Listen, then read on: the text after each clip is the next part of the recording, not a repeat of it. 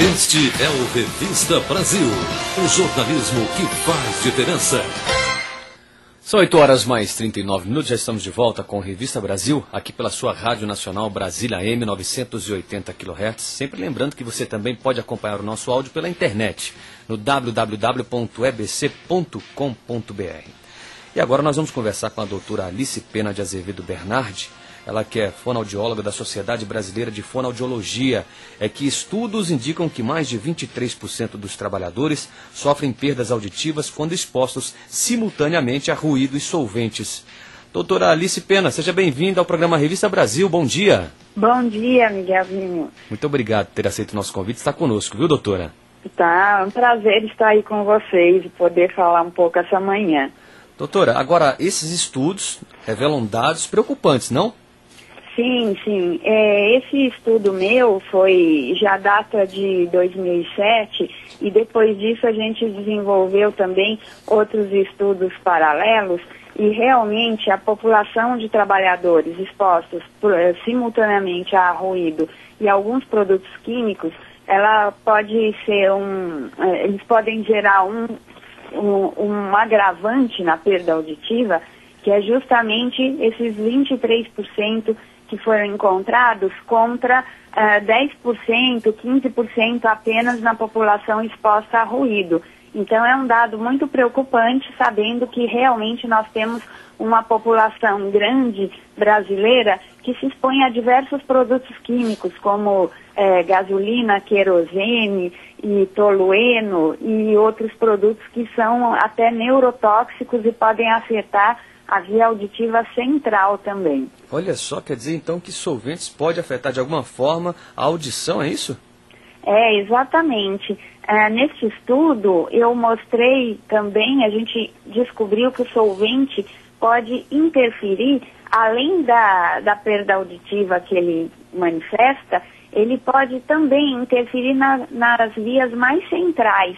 Então a gente pode ter também distúrbios do equilíbrio, problemas de neurovegetativos, como tonturas, vertigem e até mesmo enjoos e outros distúrbios causados por causa dessa exposição a alguns produtos químicos no trabalho e em outras situações. Doutora Alice, pode-se considerar que o excesso de ruído é um dos tipos de poluição que mais causa doenças no mundo? Sim, a Organização Mundial de Saúde, ela estima que mais ou menos 1,5 milhão de pessoas podem ter perdas auditivas e que essas perdas auditivas podem ser devido à exposição realmente a ruído. A gente tem uma porção da população mundial ainda exposta a ruído em diversos segmentos no mercado. Por exemplo, metalúrgicas, motoristas de veículos como ônibus e caminhões, marmorarias, mineradoras, vidrarias. Esses ramos de atividade são extremamente ruidosos ainda e nós temos realmente uma parcela importante da população, cerca de 20% a 40% em estudos recentes, têm sido encontrados com perda auditiva dentro desses ramos de atividade. Agora, doutora, a perda auditiva, ela é passível de prevenção? Sim, ela é completamente passível de prevenção. Hoje a gente tem, além dos equipamentos de proteção individual para trabalhadores, toda uma legislação brasileira associada aos programas de prevenção de perdas auditivas que devem ser feitos. Então, a legislação hoje brasileira e outras legislações no mundo já prevêem que profissionais de saúde executem o programa de conservação auditiva, que envolve não só os protetores auditivos, mas medidas de treinamento eficazes. Você pode ter um monitoramento auditivo, fazendo audiometrias periódicas nesses trabalhadores, e ao menor sinal de evolução, há necessidade de intervenção, como mudança de função, troca de função e às vezes até uma diminuição na jornada de trabalho desses trabalhadores. Como é a legislação em nosso país, doutora, quanto ao monitoramento auditivo de trabalhadores expostos a esses tipos de ruídos? Então, a legislação brasileira, ela é muito boa. Ela, desde 1998, que ela realmente prega, regulamenta essa necessidade de que os empresários, os empregadores tenham medidas eficazes de prevenção. Acontece que realmente no Brasil nós ainda temos uma parcela muito grande das empresas, a maior parcela, eu diria que 90% das empresas, ainda não executam a legislação como ela deve ser executada. Então, 90% das empresas ainda fazem apenas uma parte da legislação, cumprem a legislação por metade, ou seja, fazem os exames audiométricos de rotina, mas não tomam as providências cabíveis para aqueles que estão tendo um agravamento de perda auditiva. Entendo. Isso é muito grave, porque a perda auditiva já devia estar em níveis bem mais baixos, em médias e grandes empresas, e a gente ainda encontra prevalências altas devido a um não cumprimento da legislação. Certo. Estávamos falando em relação à prevenção. Existem equipamentos também que podem evitar alguns problemas em relação à audição? Esses equipamentos de prevenção de acidentes do trabalho, por exemplo? Então, além dos protetores auditivos, que hoje a gente tem um grande desenvolvimento desse produto no mercado mundial, nós temos a parte principal, que é realmente o enclausuramento de máquinas, as medidas de controle coletivas. Ou seja, hoje já existe tecnologia suficiente para se aplicar materiais absorventes e materiais isolantes que realmente protejam o trabalhador do ruído. Então, diminuam o ruído na própria fonte, na própria máquina ou na trajetória do som. E isso é uma tecnologia que existe, é necessário um investimento nas empresas. A legislação brasileira já manda que as empresas realmente tenham essa prioridade de medidas de controle coletivas. E o protetor auditivo individual, ele deveria ser adotado em casos em que você não consegue uma melhoria eficaz do ambiente, mas ele é uma ferramenta a mais, né? E, no entanto, na nossa realidade brasileira, ele ainda é usado muitas vezes como uma ferramenta única, ou seja, por aí, o trabalhador usa o protetor e não se faz mais nada no ambiente. Certo. Doutora, a medicina do trabalho já é uma realidade. Agora, me parece que também a fonoaudiologia no trabalho busca esse caminho, até pela sua essencialidade. Exatamente. Cada vez mais o mercado tem necessitado do profissional fonoaudiólogo especializado nessa questão, tanto da audiologia ocupacional, que é a ciência que cuida da prevenção dessas perdas auditivas que eu me referi, quanto também na parte de trabalhadores que se esforçam demais utilizando a voz como um instrumento de trabalho. Então, hoje a gente tem uma camada grande de professores, de pessoal de call center, que usam a voz como um instrumento de trabalho, e o fonoaudiólogo também é um profissional muito importante nessa prevenção das alterações vocais dentro do trabalho. É verdade. Um exemplo somos nós mesmos, radialistas, né, que trabalhamos tanto com a voz quanto com a audição. E exatamente. Muitos aqui na redação utilizam fones de ouvido. A importância de um trabalho, de um bom trabalho nessa área de prevenção vocal também, né? Daí a necessidade de se ter também um fonoaudiólogo na saúde do trabalhador no nosso país. Exatamente. E essa é uma realidade cada vez maior, apesar da fonoaudiologia ainda não ter regulamentado essa especialidade, fonoaudiologia no trabalho, a gente já tem inclusive propostas de trabalho em que se solicita que o fonoaudiólogo comprove uma experiência nessa área.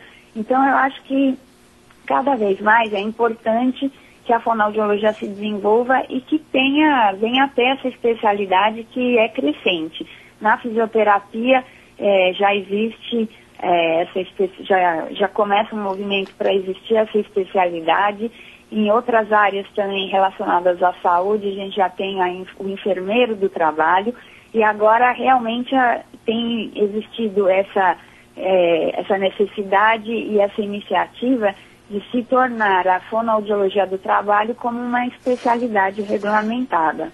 Certo. Nós estamos conversando com a doutora Alice Pena de Azevedo Bernardi, ela que é fonoaudióloga da Sociedade Brasileira de Fonoaudiologia, falando sobre estudos que indicam que mais de 23% dos trabalhadores sofrem perdas auditivas quando expostos simultaneamente a ruído e solventes. Doutora, ainda nesse aspecto da prevenção, existem algumas medidas que o trabalhador pode já adotar para evitar um futuro problema com a audição? Sim. Primeiro, existe a necessidade de que o trabalhador que esteja acima de determinado limite de exposição a ruído, que a legislação firma em 80 decibéis por 8 horas de trabalho, toda vez que ele estiver acima desse limite, é necessário o uso de protetores auditivos durante toda a sua jornada de trabalho. Então, nesse sentido, é importante que o trabalhador se conscientize do uso constante desses protetores. Por quê? Porque se ele deixar de usar por meia hora que seja, esse protetor já vai ter uma eficácia derrubada a menos de metade do que se ele usasse a jornada toda. Então é importante que trabalhadores acima desse nível, que ele já use o protetor o tempo todo. Então a gente tem algumas categorias profissionais, como na construção civil, que eles também são muito expostos, mas ainda existe um cumprimento muito fraco da legislação. Então, pedreiros, o pessoal que trabalha com pintura também, de prédios, de casas, mesmo estando num lugar, num ambiente externo, se houver essa exposição excessiva, é necessário o uso de protetor o tempo todo. E isso a empresa geralmente avisa, e ela tem que também fornecer o protetor gratuitamente. Além disso, o trabalhador deve se conscientizar que a audição é uma ferramenta importantíssima na vida social. Então, o uso de aparelhos eletrônicos, como esses novos aparelhinhos que nos dão uma sensação sonora maravilhosa, né? Ele não é desejável a partir de meia hora, de uma hora seguida de uso, e dependendo da intensidade também, deve ser monitorado. Hoje a gente tem um hábito sonoro mundial da população, né, cada vez maior por causa do aumento da melhoria da tecnologia. Isso. E as pessoas utilizam esses fones de ouvido para ir para o trabalho, para escutar a música em casa e até mesmo, às vezes, dentro do trabalho. E isso não é um hábito muito desejável se o volume estiver muito alto. Então, trabalhadores que já têm que se expor compulsoriamente ao ruído no trabalho, eles devem se cuidar muito para também não se expor excessivamente à música elevada. Porque a música, tal qual o ruído, se tiver em níveis sonoros elevados, ela vai ser prejudicial. Então é importante que ele não utilize esses fones de ouvido seguidamente e com uma intensidade muito grande. É verdade. E isso acontece com frequência, a gente tem observado nos jovens, muito embora não são ainda trabalhadores, mas serão futuros trabalhadores, não é, doutora? Exatamente. E existem já estudos mostrando que pessoas muito jovens, 18, 20 anos, que ainda nem começaram sua vida profissional, que ainda às vezes são estudantes, Isso. já apresentam um certo rebaixamento auditivo em algumas frequências altas por causa desse uso constante dos fones de ouvido e dos abusos sonoros também. Então vão para a balada num nível sonoro absurdo, né? A gente sabe Isso. que essas casas noturnas também estão aumentando demais o nível sonoro para gerar uma certa um certo prazer até, para deixar a pessoa meio alucinada. O ruído excessivo, ele também é alucinógeno, né? Então todos esses usos indevidos dessa tecnologia pode vir a trazer um malefício para a audição também no futuro. É verdade. Enfim, a doutora nos trouxe essas observações, mas isso, de alguma forma, essas medidas não isentam o empregador de proporcionar aos trabalhadores, doutor, o acesso a exames periódicos de avaliações auditivas. Exatamente. Então, é super importante, pela lei, as avaliações auditivas naqueles expostos acima de 80 decibéis devem ser realizadas anualmente e o trabalhador deve comparecer a esses exames e deve também entender o resultado do seu exame. Ele deve solicitar ao profissional uma explicação para ele também monitorar a sua própria audição, uma vez que ele é o principal agente também de prevenção. Então, ele deve usar os protetores adequadamente, aqueles que são prescritos pela empresa, deve realizar os exames periódicos e deve também ficar atento.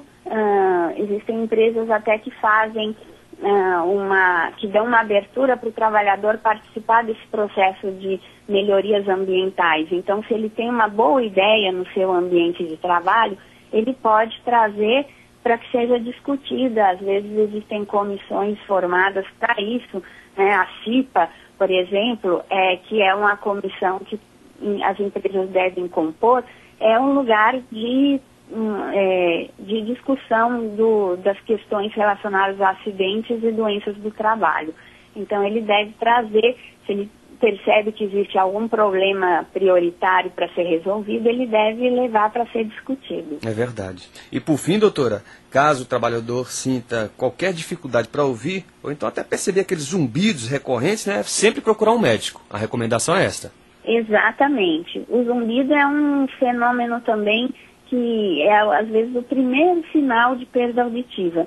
Então, assim que ele percebe zumbido ou percebe um rebaixamento auditivo, ele deve procurar um médico para verificar realmente como está a sua audição e o que fazer. Porque uma vez que ele adquire perda auditiva, ela não tem mais cura.